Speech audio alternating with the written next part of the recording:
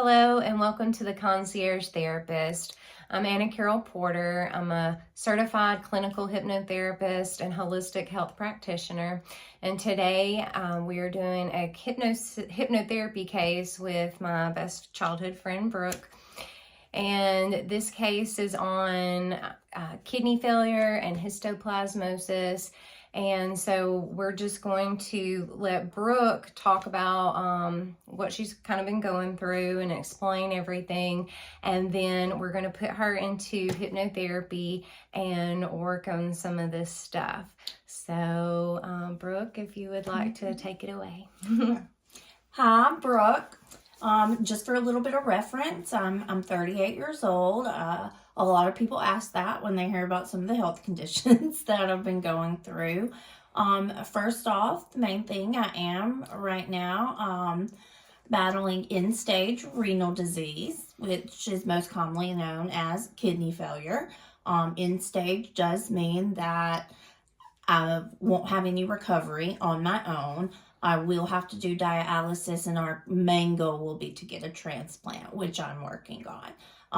We've had, you can do one per state, so I'm working with UAB, Emory in Atlanta, and Vanderbilt in Nashville. So I have upcoming appointment with Emory, so we're excited about that. Just to give you a little rundown, I'll try to make it quick. You're good. In 2022, I was hospitalized with COVID. I was in the hospital for about 9 days. During that time, that was the first time I ever had abnormal labs with my kidneys. So it was the first time I met a nephrologist, and then I was having abnormal labs with different blood counts and things like that. So I had to meet a hematologist, and they later discovered that a lot of that had to do with my spleen being enlarged.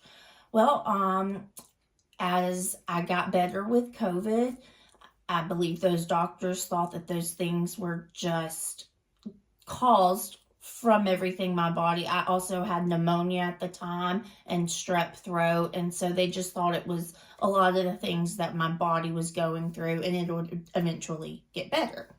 So things went on like normal, and then in December of 23, I started having swelling. I go to my regular doctor, have some tests done.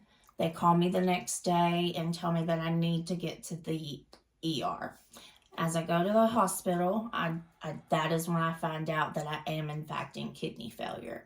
At that time, it was already end stage. And then as I stayed in the hospital, I was hospitalized for a little over 2 weeks. At this time, there were other health things going on as well. But mainly their best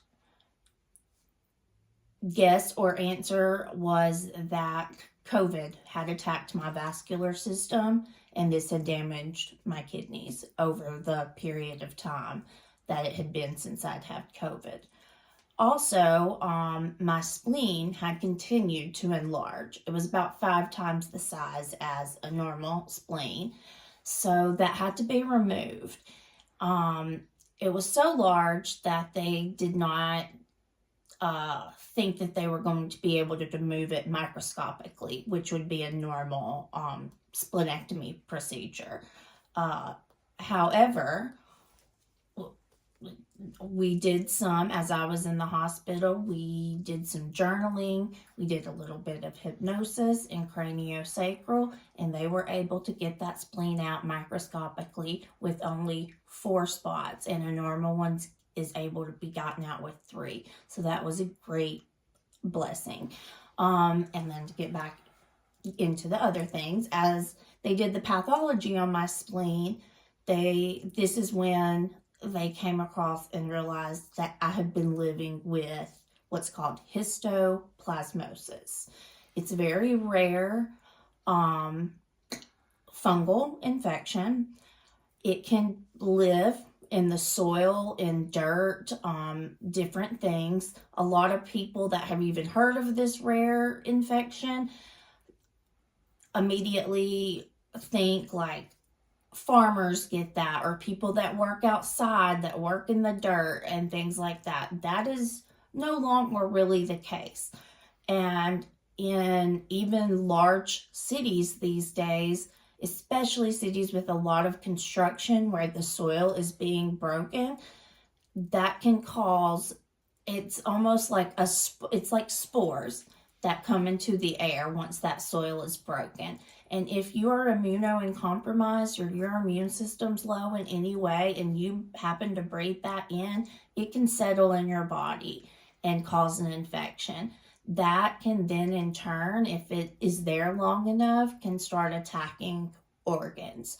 So they do not think that that had any bearing on my kidney disease, but I mean, who knows? And then and then so I just feel like it could all possibly be connected in some way or another. I mean, everything in our body is. So but so then I started dialysis and things were going pretty good. And then miraculously, about 2.5 months into dialysis, I had some recovery, which I was told would be impossible. I was able to stop dialysis and things were going pretty good. I was still checking in with my team. I was able to be off dialysis for 2.5 months. Then unfortunately in May, I fell back into it. Fell back into the same diagnosis, end-stage renal disease. I am still battling the histoplasmosis. It's going down. It's just, it takes a long time to get rid of. In December, I'll have been treated for a year. So we're hoping that, at that time, that we'll have better results. But doing dialysis at the moment and just working on getting on those transplant list. So I hope that gives you a little bit of an insight, and I hope I didn't over-explain. Oh, you're good. Thank Okay, you. yeah. Okay, so with all that being said, I've been doing hypnotherapy with Brooke. Since I started in school, we've even been practicing together. So she's very used to it and the other therapies that I do, and the tools that I work with my clients, and journaling is a big one of them. And we even talk about other tools to do as well to kind of ground down. Thinking of colors and stuff. I bring things in from Qigong as well and the other practices I have. So anyway, with all that being said, normally I test my clients. I have several tests to see how they intake information, what their suggestibility is. And so I know what hers is. And so I do like to keep that part of the hypnotherapy private, so we will not ever be having testing in these videos. But with that, normally, like I said, normally I do the testing. I want to mention that the hypnotherapy college that I went to is the Hypnosis Motivation Institute in California, and it's the only accredited college in the nation for hypnotherapy. And it was an excellent school.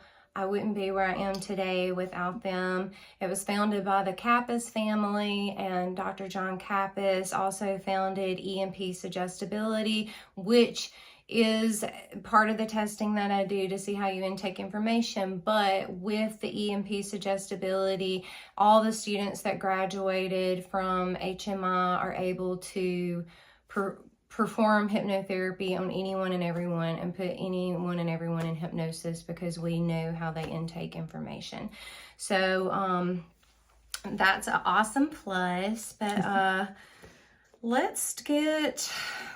I think that we've kind of covered all of that kind of stuff.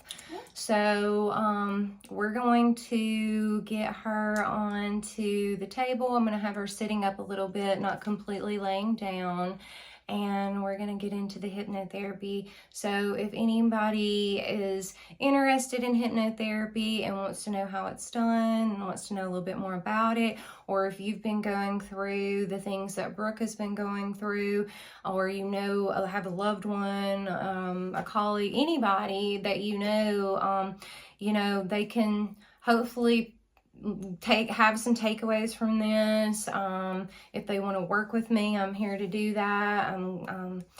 Get people feeling better, add some ease to their life as they're going through things. Absolutely. And yeah, so let's get you in there. All right. I'm ready. Okay. All right. Sounds good.